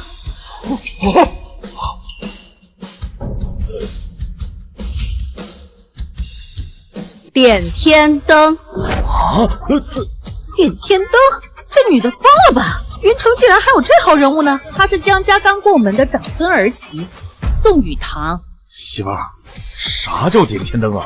就是不管对方出多少钱，都要跟的意思。啊，少夫人，您这么做没法跟老爷交代啊！况且对方要是跟咱们死磕到底的话，放心，我既然敢出这笔钱，就心里有数。对面现在应该在查我的背景，王叔，你操作一下，把我的身份背景传出去。这，闺女啊，这灯点的是不是有点大啊？爸，您放心，咱们很快就有钱了，您很快就是非物质文化遗产传承人了。我？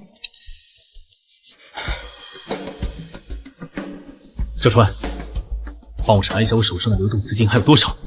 不是，你疯了，大哥！你真打算这么陪他玩下去啊？我老婆有分寸，她不会无缘无故做这种事情。她应该心里有底。喂，那你还凑钱？如果不能给她兜底，她要我这样的男人干什么？你这个恋爱脑啊，你彻底没救了。雨堂又不是厨子，他要那个菜来干什么？应该是给我爸准备的。你爸？你刚刚不是还问我吗？我是不是跟你说过，我爸是何氏御厨的继承人？在我爸被找回家之前，他就开了一家餐馆，生意还算不错。他手艺也好，不过起早贪黑的太累了，后来换了肾以后，身体大不如从前了。雨堂既然有心，那我这个做儿子的又岂能什么都不干？看来嫂子确实是个好女人。错，是个贤良淑德的好女人。好，是。10个亿一次，还有要加价的吗？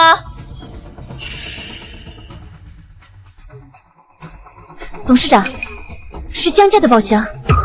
江氏集团就没有餐饮相关的行业，小菜铺干嘛？听说首富的长子是厨师。哦，什么品牌？市值多少？江少年轻的时候在工地旁边搭了个工棚，人均消费10块，后来攒了点钱，在老城区开了家100多平的老江川菜馆，人均消费30。在云城的地界上，没必要和江家闹得太僵。既然对方是厨子，暂时先让给他们吧，等拍卖会结束再说。10亿2次，还有要加价的吗？ 10个亿3次，成交。唐啊，那个回去，老爷子要是发火，你就说是我逼你的啊！我也是和氏御膳的传承人，我非要那本手札啊！我是他亲儿子，我还给他捐过肾呢，他顶多就是骂我2句。对，虽然这个钱有点多，但是老爷子现在活得好好的，都是你爸的功劳。虽然说是生气归生气，但是还不至于拿你爸怎么样。妈，爸，您放心，我心里有谱。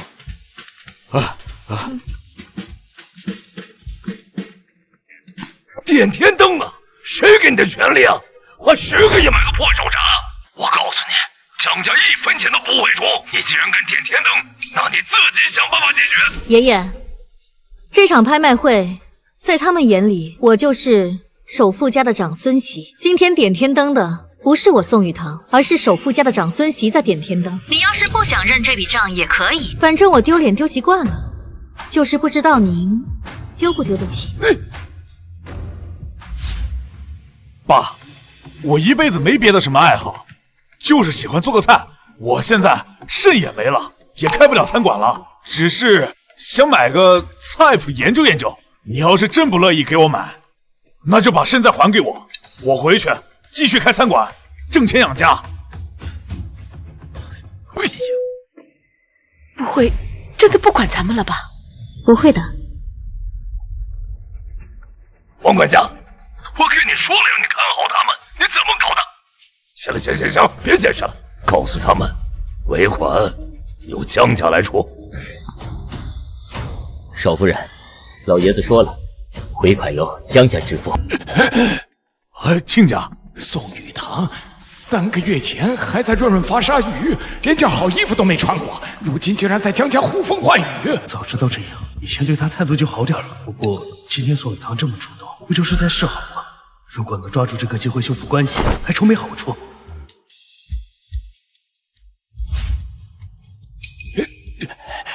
雨堂啊，手续办好了，这是你的钻石胸针啊。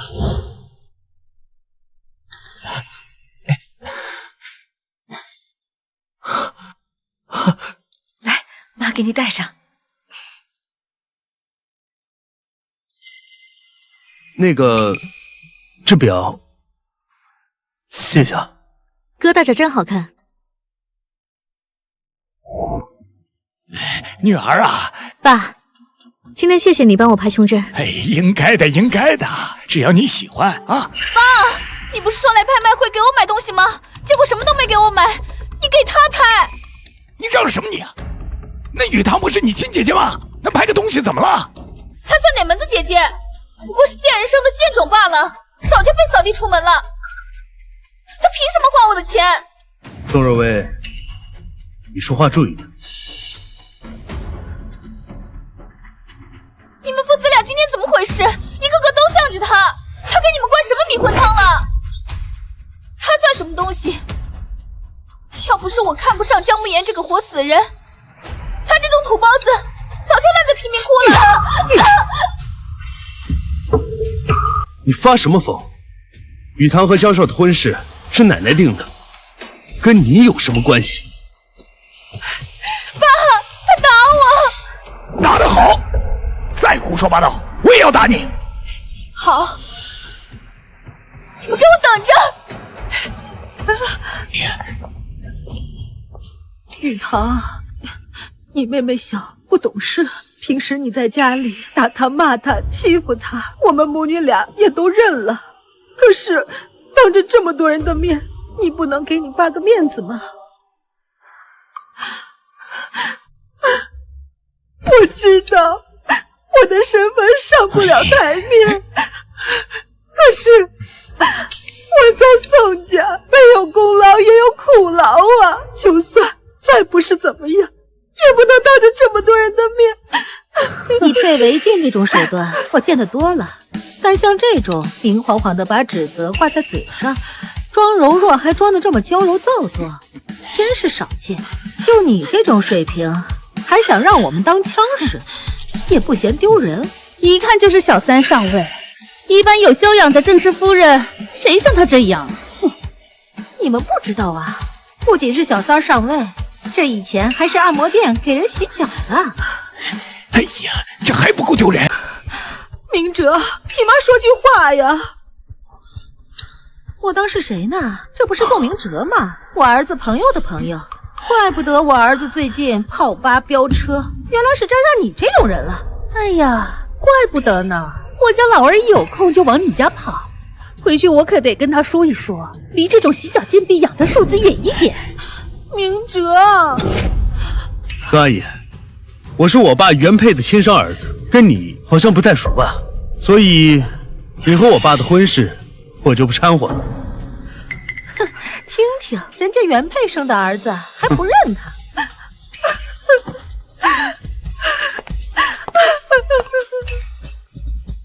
几位夫人，刚才的事情扰了各位的清静，实在是不好意思。不过我有个事情我得解释清楚，我跟我哥都是我爸跟原配夫人亲生的，只是我哥这个人有教养，一直很尊重孙阿姨，这才让外人误会他们的亲密关系。宋小姐，我们知道的，上次在酒会上碰着母子俩，一口一个妈叫着，我们还以为是亲生的，没想到是小三上位。哎呀，10月怀胎的母亲都不认，认小三当妈，这不是认贼作母吗？他也不嫌丢人啊。那个，我先走了。那雨堂，那爸就先走了啊，下次回家我亲自招待啊。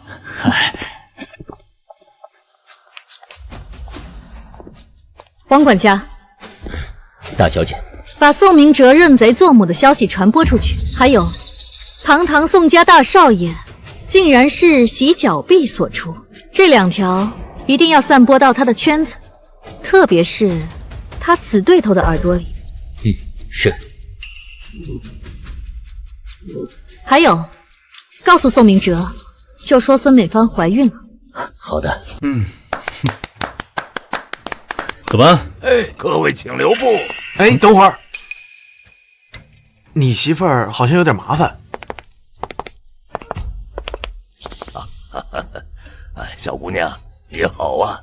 这位老先生，请问您是？鄙人何秉正，是何氏御膳的第13代传人。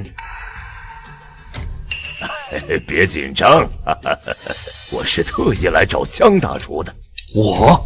正是。老朽早就听闻江大厨经营小菜馆的事迹，今日一见，果然是餐饮业的后起之秀。不知道你愿不愿意拜我为师，做何氏御膳的第14代传人。老先生好算计。少夫人此言何解？如果我爸拜你为师，你们白得10亿手札不说，这作为首富长子的师傅，无形的好处可多着呢。轻飘飘的一句收徒，分文不花，名利双收。您这算盘未免打得也太精了。哎呀，少夫人言重了，江大厨现在还不是我何氏传人啊。得到手札也没用，但如果他能拜在我门下，哎呀，那就是自己人了。你想，我能藏私不受吗？谁说我爸不是何氏御膳的嫡系传人？什么意思？我爸江国强不仅是何氏御膳的嫡系传人，更是第2代亲传。2代亲传？没错，何双喜亲传。少夫人真会开玩笑，我何氏老祖宗何双喜早已驾鹤1000多年了，怎么亲传啊？我说是就是。凭什么？就凭他做的都是我爱吃的。少夫人，你这是胡搅蛮缠了。何董事长，您家祖师爷难道就没告诉过你他为什么做饭吗？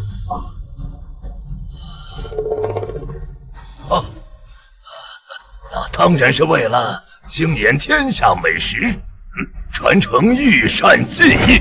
错，是为了让我吃得开心。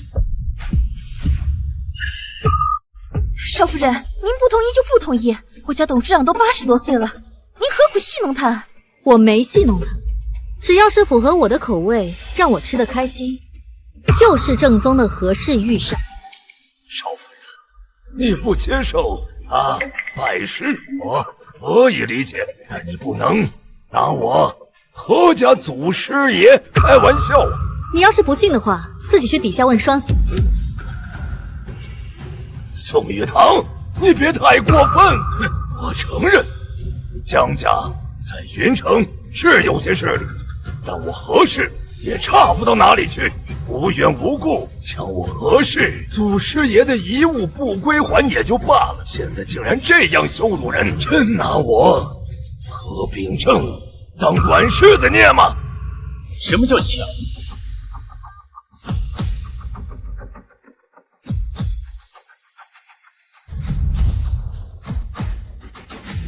这东西是用真金白银买的，照你的理儿，只要在拍卖会上出了价，那这些东西都是你的。你是谁？你不需要知道我是谁，知道我姓顾就行了。包厢里坐的人姓顾。这是我和江大厨之间的关系，和你顾家没有关系吗？我今天就滚了，你能怎么样？现场这么多人在这儿，这手札是江家人拍下的，就算他们江家人带回去当废纸烧了，也不关你屁事。哦，就算你说的对，但是我现在要花钱买下来，不为过吧？哼，好，1万1。你顾少说笑了。何老先生，我爸也是厨师，拍下这份手札自然有特殊的用处，而且文化传承和情怀无价，恐怕要辜负您的美意。还不滚！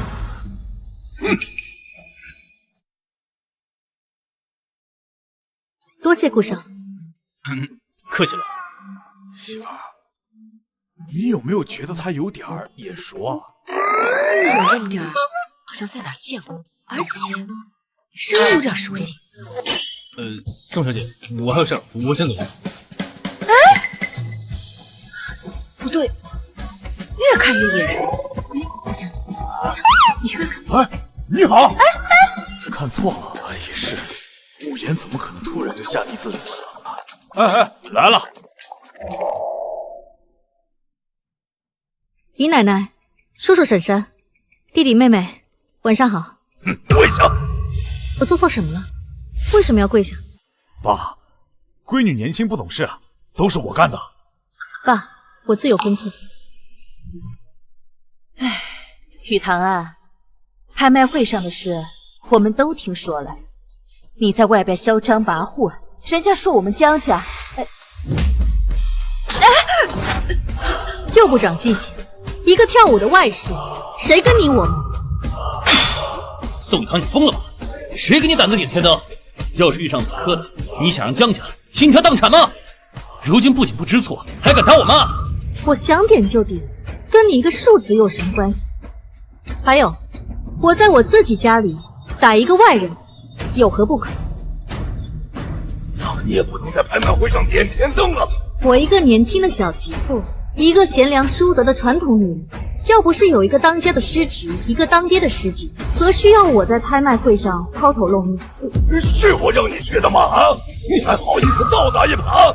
爷爷，我就问你一个问题：从小到大，你在树叔身上花了多少钱？在我爸身上又花了多少钱？你不要扯开话题。您不算，好，那我来帮您算算。从小到大，树叔就上的国际幼儿园，学遍6艺，后来更是直接出国深造，住别墅，开豪车，哪一样花的不是江家的钱？那又怎么样啊？哪个家庭不是这样培养孩子的？那我爸就没当过孩子吗？可他从小就被扔在孤儿院门口，小学2年级就辍学，10来岁的孩子，捡垃圾、打零工，吃了上顿没下顿。好不容易在饭馆找了个师傅学厨艺，鞍前马后的拼命伺候10几年，这才有资格上灶台炒菜。而树叔办上亿的婚礼，回国就是集团总裁。我爸呢，跟我妈结婚的时候连一件像样的新衣服都没有。在他们回来之前，树叔1天的开支就是我爸妈1年的收入。好了，你别说了。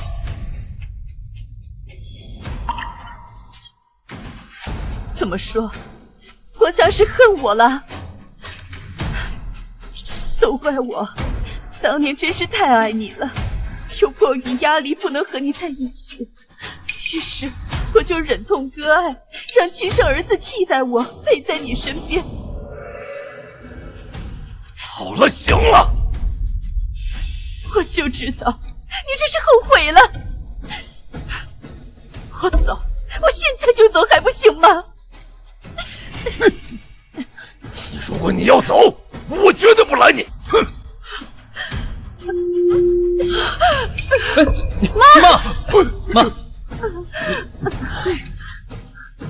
妈，妈，没事吧，妈？树叔、树婶不必担心，拿1根针扎2针就好了。中医嘛。我来，微针。我的手很有准头的，我一扎下去马上就行。哎呦！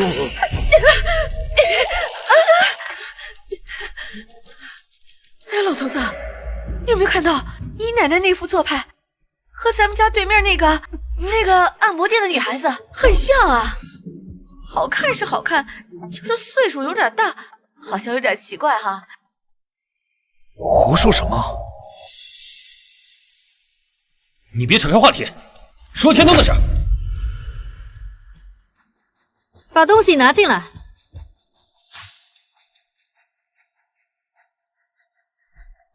树叔吃了50几年的肉，也该轮到我爸吃点残羹剩饭了。我爸吃尽苦头学了点厨艺，而后又因为给爷爷换肾，现在连小饭馆都开不了。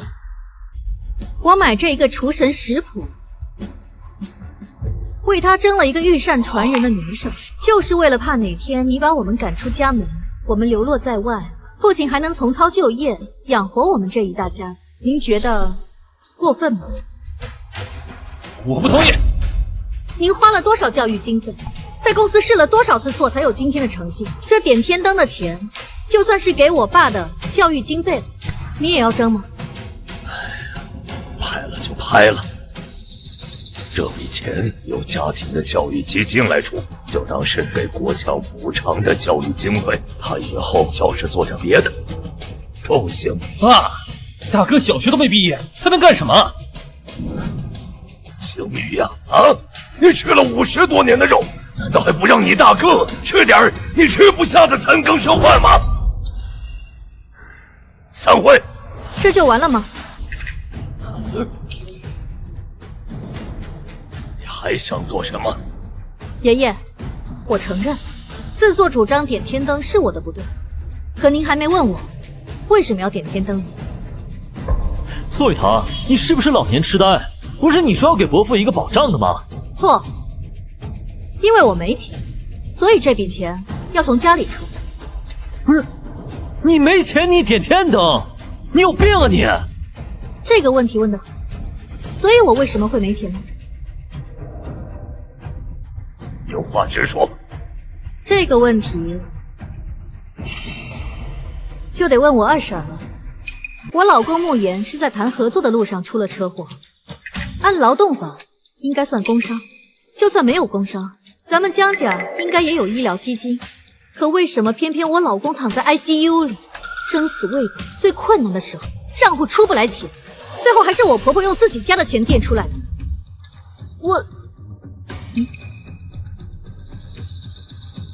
我婆婆找您谈过，您给的结论是账户出了意外，拿不出来钱，但是垫的钱会补上，只是需要审核。这大半年过去了，审核怎么样了？雨堂啊，知道你在乡下过惯了苦日子，这也不能张口闭口的就要钱啊！不知道的还以为你嫁到我们家是为了贪财拜金呢。我公公少了一个肾，需要终身服药，没办法养家糊口。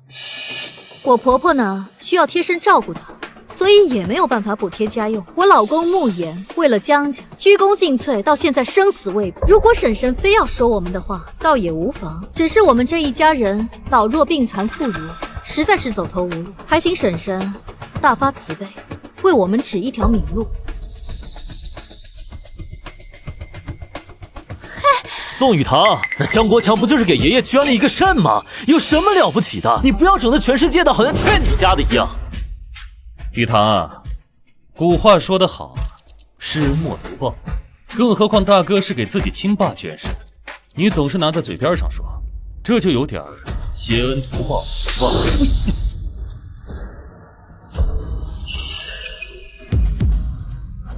你，叔叔，虽然您只是一个庶子，但是江家花在您身上培养的钱，是都进狗肚子里了吗？就算您傣族出不了好笋，狗崽子改不了吃屎，但是知恩图报是做人最基本的礼义廉耻。江家是一个积善之家，哪怕是一个不相干的人都会帮着一把，何况是有恩之人。大少奶奶训话坐着干什么？给我站起来！为什么整整半年了，店铺的医药费依旧没有核算清楚？你这个基金会主理人是干什么吃的？若不是你恶意克扣，那就是你无能。身为当家人，若不能持身以正、公平以待，尚有可救。可如果你连财务都管不好，有什么资格管家？回答我！叶雨堂，够了！我还没说您呢，先安内再攘外。你看看这个家宅乱成什么样子？你身为家主，是怎么选的当家人？无德也就算了，还无能，无德又无能，败家之使。你太吵了，还嫌我吵？要不是这个家从根上就烂了，会出这么多事情吗？我要是现在不吵，你们就继续粉饰太平，等彻底烂光了就来不及了。好，从今往后你当这个家，行了吧？什么？她一个黄毛丫头！你倒是好好当家呀！啊，让这个黄毛丫头挑你的错！爸，我这……爷爷，嫡长媳尚在，孙媳哪有当家的道理？你到底想干什么啊？当然是我婆婆当家。现在这家这么乱，就是因为有这样一个外室所出的庶子之妻来管家，才会这么乱。长幼人伦，绝对不能再乱。李秀兰，她连小学都没毕业，当什么家？还识字吗？你说的什么话？我们家的小饭馆每天营业额过万，都是我算的账。每天采买的菜肉、房租、水电，还有那个桌椅的损耗费、酒水的进出，每一笔账都是我算的清清楚楚。那是，秀兰把家打理得井井有条。饭店的事，家里的开支，每一笔都是精打细算的。妈，可能刚开始会有些陌生，有我协助，您放心吧。行，从今往后让秀兰当这个家。在下当了这么多年的家，辛苦了，放长假，跟你大嫂交接一下。爷爷，如果我没记错的话，我们江家的内宅当家人，同时可以兼顾江氏慈善基金会的主理人。秀兰连大字都不认识几个，这管家就算了，基金会的理事长，真要人听了不觉得笑话。那怎么办呢？她是江家嫡长子的夫人，未来家主夫人。如果让一个庶子之妻来管家，还会更笑话。你别胡闹，秀兰确实不适合当基金会的理事长。无妨，我来做。我们婆媳二人，一个主内，一个主外。雨堂，你还年轻，这身份低微，又没读过什么书，你有这份心呢是好事。不过这基金会不是过家家，恐怕你连这个是什么都不知道吧？老姨奶奶，您了解？那您告诉我，这3年的基金会账单上有一笔行政运营支出，每年都会在300万左右，可按照行业惯例，一般控制在150万以内才合理。那多出来的150万去哪了呢？好，行了。虽然你婶婶是基金会的理事长，陈姨娘是副理事长，但这理事会里还有几位有名望的女企业家。你毕竟年轻又初来乍到，若直接当理事长的话，恐怕难以服众。嬴政，言自然就顺了。我爸是江街的嫡长子，我老公昏迷前是集团的副总裁，我当理事长，为什么不可以？你说什么呢？坤哥，如英啊，你这个年纪也该到了颐养天年的时候了。我看基金会的事情就交给他们年轻人去做，副理事长一职即日起就由雨堂来担任，你抽空跟他交接一下。哎呦，你要是身体不舒服，就去疗养院住上一段时间。坤哥，我跟你在一起，从来都不在乎那些身外之物。现在你身体不好，我就是想一心一意照顾你，只是不放心，才不敢放手。还是先把理事会的事情交代好了。我身边有人照顾，都散了吧。全开始交接，我真的很想看看宋玉堂一个人究竟能不能斗过这狼子野心的一家人。玉堂，这个家还是你来当吧，有什么需要我做的，我来辅助你。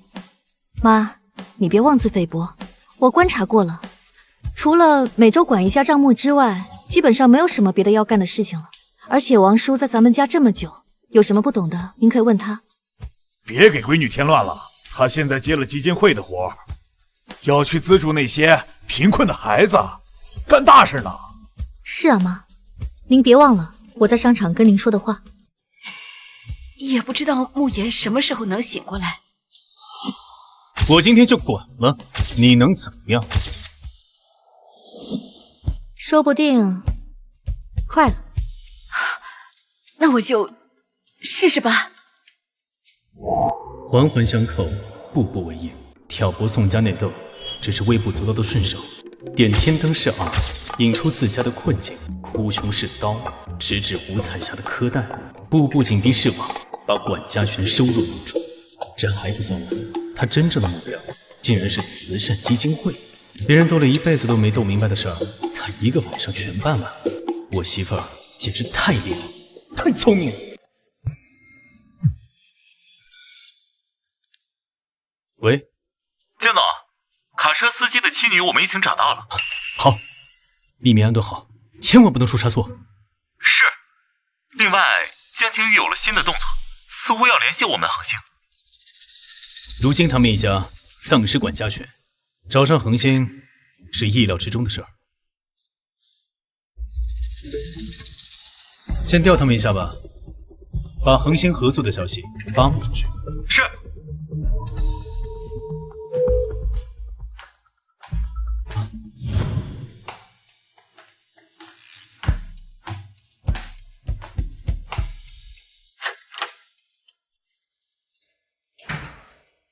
累了一天，困死了，赶紧洗澡睡觉。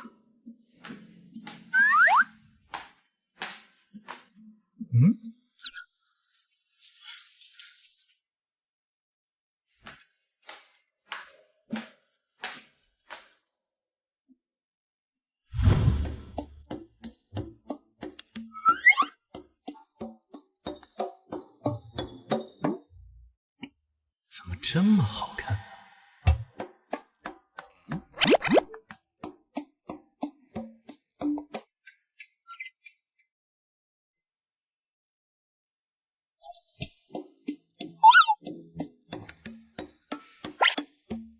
这么厉害，看起来这么柔弱的女孩，怎么能那么厉害呢？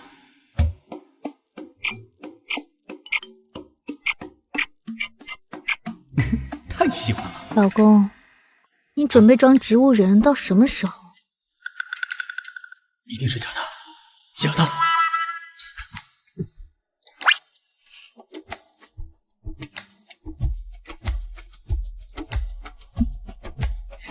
江大少爷，刚刚不是亲的挺火热吗？怎么一下子又困了？难不成是想生孩子了？